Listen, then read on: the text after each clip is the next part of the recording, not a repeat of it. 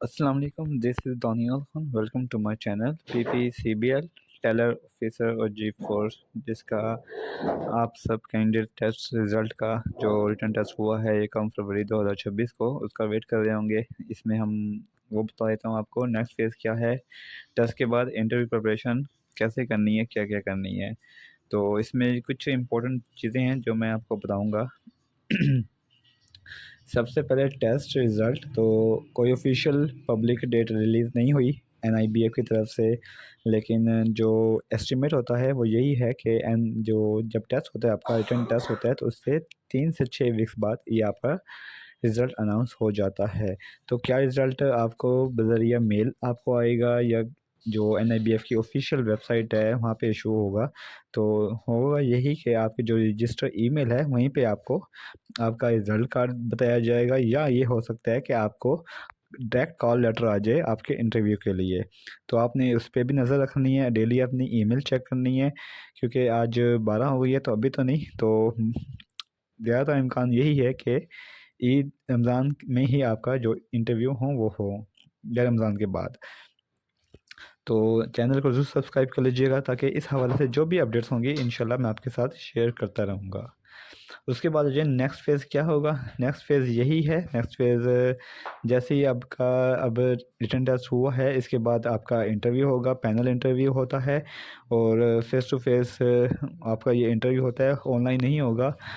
हो सकता है कि रमज़ान में ये पैनल ऑनलाइन भी कर दें, लेकिन चांसेस यही हैं कि आपका फ़ेस टू फ़ेस ही होगा।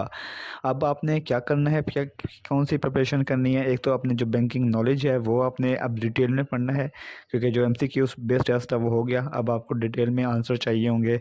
तो इस हवाले से इंशाल्लाह मैं शुरू करने लगा हूँ इंटरव्यू की तैयारी के लिए। चैनल को सब्सक्राइब कर लीजिएगा। इंटरव्यू प्रिपरेशन के हवाले से किसी ने ज्वाइन करना है तो मुझे कमेंट कर सकते हैं, यूट्यूब पे अप्रोच कर सकते हैं, मेरे व्हाट्सएप पे भी मैसेज कर सकते हैं इंटरव्यू के हवाले से। कस्टमर सर्विस और एथिकल सिनेरियोज़ क्या होते हैं, कैश हैंडलिंग से मुतल्लिक लाजमी पूछा जाएगा। आपका बेसिक जो बैकग्राउंड है उस हवाले से पूछा जाता है, आपसे इंट्रो पूछा जाता है, और बेसिक बैंकिंग नॉलेज आपसे पूछी जाती है। और जो भी टेलर ऑफिसर की एक ड्यूटीज़ होती हैं, उनकी जॉब डिस्क्रिप्शन होती है, उस हवाले से आपसे लाज़िम पूछा जाता है। तो इंशाल्लाह इस हवाले से भी मैं आपको शुरू करूँगा। उसके बाद जब आपका इंटरव्यू हो जाता है, फिर एक फ़ाइनल मेरिट लिस्ट आती है, और फाइनल मेरिट लिस्ट के बाद एक आपको जॉब ऑफ़र या अपॉइंटमेंट लेटर्स हैं वो इशू किए जाते हैं सक्सेसफुल कैंडिडेट्स को। लेकिन इससे पहले ये होता है, ये थोड़ा-सा गलत हुआ है कि जब इंटरव्यू होता है तो आपको एक मेल आती है कि अपने डॉक्यूमेंट सबमिशन कर दें। डॉक्यूमेंट सबमिशन की ईमेल आती है कैंडिडेट्स को, जो कि अब वो जो जिनको डॉक्यूमेंट सबमिशन की ईमेल आती है वो डायरेक्टली मतलब वो रिकमेंड होते हैं जॉब के लिए। आज तक ऐसा तो नहीं हुआ कि जिनको डॉक्यूमेंट सबमिशन की मेल आई हो और वो सिलेक्ट ना हुए हों, जिनको ऑफ़र लेटर ना आया हो। तो इसमें एक इम्पोर्टेंट बात ये है बताने वाली कि जब आपको डॉक्यूमेंट सबमिशन की मेल आती है, तो उसमें आपने जो अपने डॉक्यूमेंट्स हैं, जिसमें आपके ओरिजिनल डॉक्यूमेंट्स हैं, डिग्रीज़ हैं, ट्रांसक्रिप्ट्स है, डोमिसाइल है, एक्सपीरियंस सर्टिफिकेट्स, ये सब आपको उनको भेजनी होती हैं। वो एक एड्रेस बताते हैं जो आपको भेजनी होती हैं, या ऑनलाइन भी आपसे मंगवा सकते हैं। अब जब आप डॉक्यूमेंट वेरिफिकेशन देखते हैं तो इसमें एक इम्पोर्टेंट चीज़ ये होती है, एक तो जब आपने अप्लाई किया होगा तो इसमें क्या मांगा था आपसे, 14 ईयर ऑफ एजुकेशन बैचलर मांगी थी किसी भी एचईसी रिकग्नाइज्ड यूनिवर्सिटी से।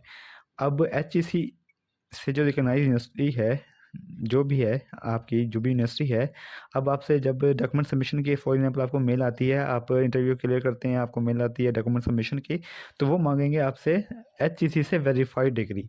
तो अभी तक जिन कैंडिडेट्स की डिग्री एचईसी से वेरीफाइड नहीं है, तो वो अपनी डिग्री लाजमी वेरीफाई करवा लें।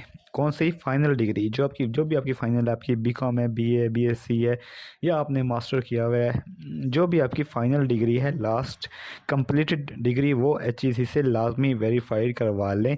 अगर अभी तक किसी की नहीं है तो वो करवा लें, क्योंकि अभी आपके पास टाइम है। एक तो इंटरव्यू का भी टाइम है, इंटरव्यू के बाद मज़ीद आपको टाइम मिलता है, तो बेहतर यही है, क्योंकि एक टाइम टेकिंग प्रोसेस है। एचईसी तकरीबन 1 महीना रहता है आपको ये सारे प्रोसेस का।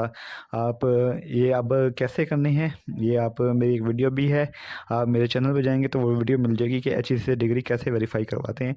तो इस सर्विस का पोर्टल है इनका HEC का, आपने वहाँ लॉगिन करना है, अपनी जो तमाम डिटेल्स हैं वो अपलोड करनी है, अपनी डिग्रीज़ वगैरह अपलोड करनी है।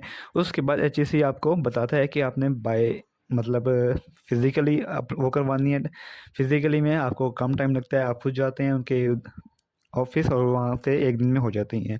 उधर या TCS भी भेज देते हैं, वो एक टाइम टेकिंग प्रोसेस है। तो ये पूरा आपको 1 महीने का ये होता है प्रोसीजर। तो अभी तक जिनकी डिग्री वेरीफाइड नहीं है वो भी इस हवाले से लाज़मी वेरीफाई करवा लें। तो इस हवाले से डिग्री पर्पज़ के लिए जो भी इन्फॉर्मेशन है आप मुझे कमेंट भी कर सकते हैं और व्हाट्सएप पे भी अप्रोच कर सकते हैं अगर कोई इन्फॉर्मेशन चाहिए डिग्री वेरिफिकेशन के हवाले से। तो ये थी कुछ इंपॉर्टेंट अपडेट्स और चैनल को आप ज़रूर सब्सक्राइब कर लीजिएगा ताकि मज़ीद अपडेट्स आपको मिलती रहेंगी। थैंक यू, अल्लाह हाफ़िज़।